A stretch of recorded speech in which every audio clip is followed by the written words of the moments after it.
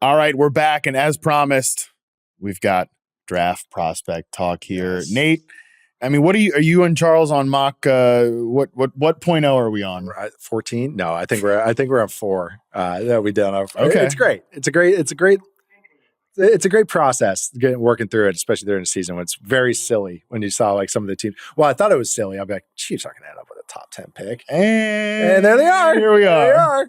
So no, it's been fun to go through this process and kind of see everyone catch up to going, oh, that's it. Mm-hmm. And yeah, that's been kind of what others like, Dane Brugler, our friend of the show, is that also his insight throughout the year is so valuable for even me to bounce ideas off of. I'm like, am I missing people? And no, this is kind of what the class is, but very fun for everyone to catch up on it right now. So that's what we're going to kind of do here on this show. We're going to go through some of your team fits from your most recent mock draft, you and Charles, and we're going to kind of get a sense of both like where players might fall and also who some of these guys are.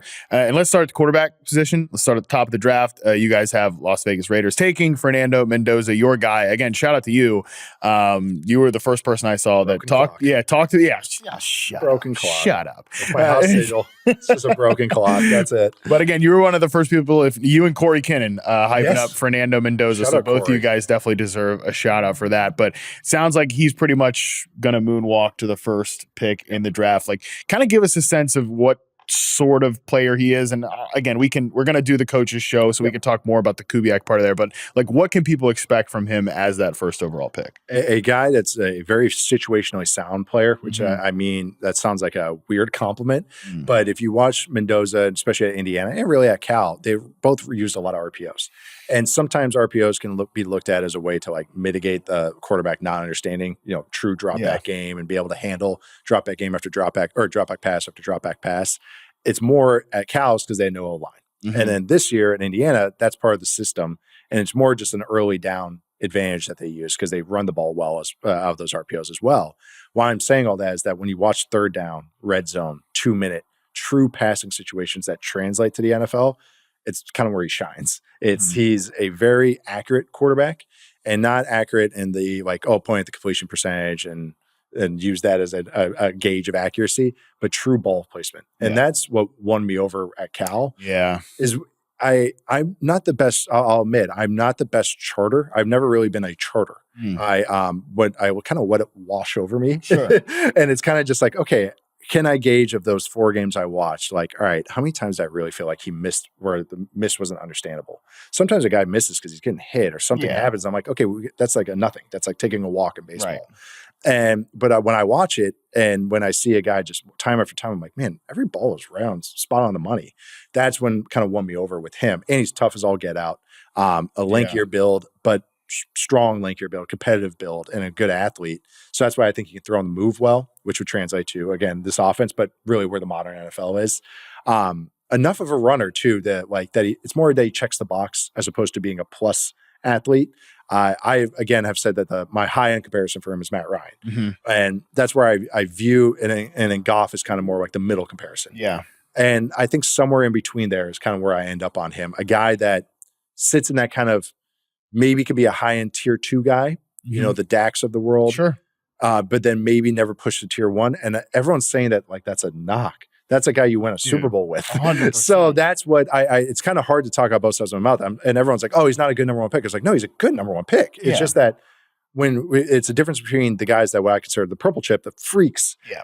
That's just what you chase. But like this guy is such high floor is not a knock with him because there's more ceiling to him that I think he gets credit for. I like the Matt Ryan comparison. Like you would take Matt Ryan's career first overall every single time, especially because you get a front office job right after that. That's the head of football. After doing a little lucrative studio tour there for CBS. So at least he church and stated it where he's like, I'm not going to do both, which I appreciate a little bit. Sure. Yes, he's focusing on it. No comment on the guy who runs the team that he's about to get drafted to there. But again, with Mendoza, and I've watched a good bit of him now because I've been charting these Indiana receivers. And not to open up our text chain here, Nate, I texted you like a week ago. I was like, am I supposed to be that impressed with these Indiana receivers? Because like I think there's some interesting potential with Surratt and Cooper, more so Cooper than Surratt. But like you mentioned just how accurate he is. And and I know both of these guys have seen other people tweet about it, like, oh, they're contested catch rates, this, that, and the other. I'm like, man, those balls like you can't help but catch that. Like great placement from him there. And I think it's from two different types of receivers too. Surratt's more that big body perimeter guy, and he throws a very catchable contested pass to him. And then with Cooper, like he's a guy that gets a ton of yards after catch. And I do think he is slippery in the open field, but Mendoza does a great job leading him in those situations. And I think for this offense that he's likely walking into here with Kubiak, that's key. Like getting a catchable ball, accurate ball placement so that you can get those yards after the catch here. No, I'm glad you bring it up because I think you see that a lot with Cooper's game. Yeah, the back shoulders and stuff with Surratt, like that stands out. The stuff to Cooper in the slot, so many out routes. Yeah. And I think this is why timing and anticipation from quarterbacks and arm strength too, why it comes into play is you're trying to maximize a opportunity for that. Room for error. Arm strength is, I think everyone thinks of a Joe Milton being able to throw the ball 80 yards. Arm strength just gives room for error with timing. Josh Allen is a freak now because he has the arm now with timing. Justin Herbert has great timing on stuff, but you see it gives receivers opportunity, like more room to make plays. Yeah. I think it's something I want to do kind of more studies on, but like, why do some screens feel better with some quarterback? Like, it's like, why does Mahomes be able to throw those bubbles for good gains all the time? It's because they're able to be creative and get the ball out quickly and accurately and let the ball get into the playmaker's hands. And I think that's what Mendoza's best asset is that there's not a lot of fat to his game.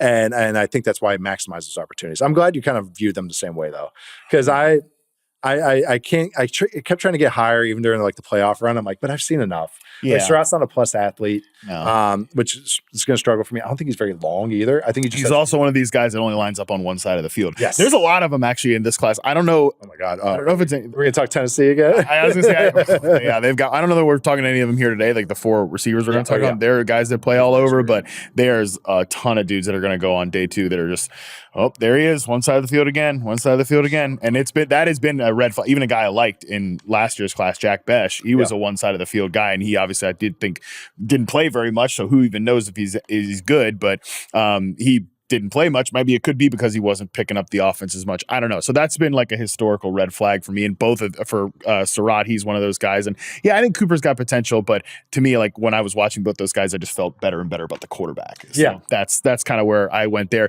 Just in terms of other quarterbacks here, you've got, you guys both have, you and Charles, I got to credit you both on this one here. Yes. Tice Simpson. So even numbers for this one were Charles. So this was Charles' pick. Okay, yes, perfect. But I can talk plenty about it. So Tice Simpson going to the Cleveland Browns with the Jaguars pick at 24.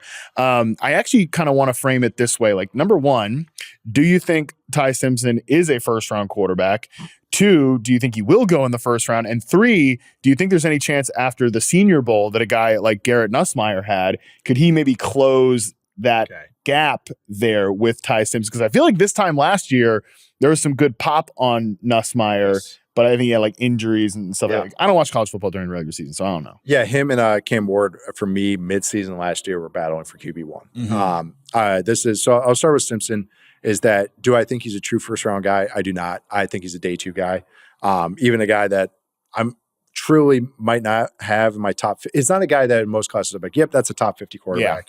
A guy, which to me means a guy that can sneak into the end of the first round, like a Jackson Dart or something. But I just don't know. I haven't shaped it out yet. But he's a guy that there's enough red flags that scares me.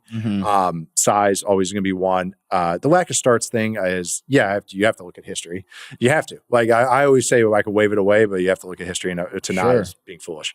But I do think that his lack of size showed up with his injuries. That's why he was injured so much this year. I also think that he has more sprays, especially when he pushes the ball. Yeah. And that's for a guy that how he has to win the NFL, he can't have sprays. He has to be like Mendoza. He can't miss. Perfectly on time, in rhythm, the whole thing. And I was charting Bernard, Jeremy Bernard, who's an interesting player, probably like a maybe third. Yeah, that's what I like him guy. I like him. He's like, I like him as a glue guy. Totally. Like, that's how I view him. Yeah.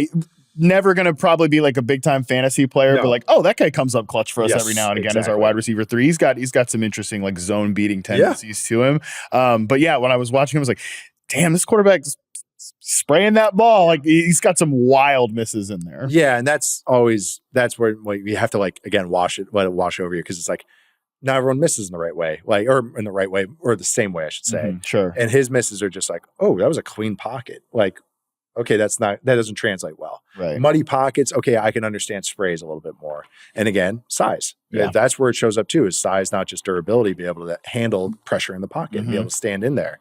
So that's why I could see him growing or rising up, and quarterback teams are so desperate for quarterbacks. He's a coach's kid. I could see him kind of interviewing very well. Sure. But that also brings me to Garrett Nussmeier, who I would be a hypocrite if I didn't bring up his size. And he's not very big, but I think he's the guy that actually kind of understands what he is more. And also I think he has a little more consistent juice in his arm. He's a little older as well. Dane and I were texting this summer, and this is how I said what I laughed about with Nuss. And actually that's who he compares Nuss to, is Tony Romo. Oh, is that, oh yeah, he's only 6 foot. Oh yeah, he's fine. He's only 200 pounds. He's fine. He's old. He's fine. Like, it's because when you watch him, it's when he was healthy. And again, he got banged up this year too. Again, size is that this is a gunslinger. This is a guy who has a good arm, I would say, that is willing to push the ball, knows what he is. He's kind of more of an efficient scrambler type, where it's kind of something that I could buy into, that as I'd be very realistic about what he could become, more of a mid-tier quarterback at best. But if you're looking at day 2 and you're just like, hey, let's get a body in here. We already have a vet. There's so many quarterback teams that are desperate. He's a guy I could talk myself into more. He might end up over Simpson for me when it's all said and done. Yeah. His end half film wasn't great this year because he got battled those injuries. But the Senior Bowl, he did probably the most consistent player. And he was a guy that I liked a lot of the aspects of his game before.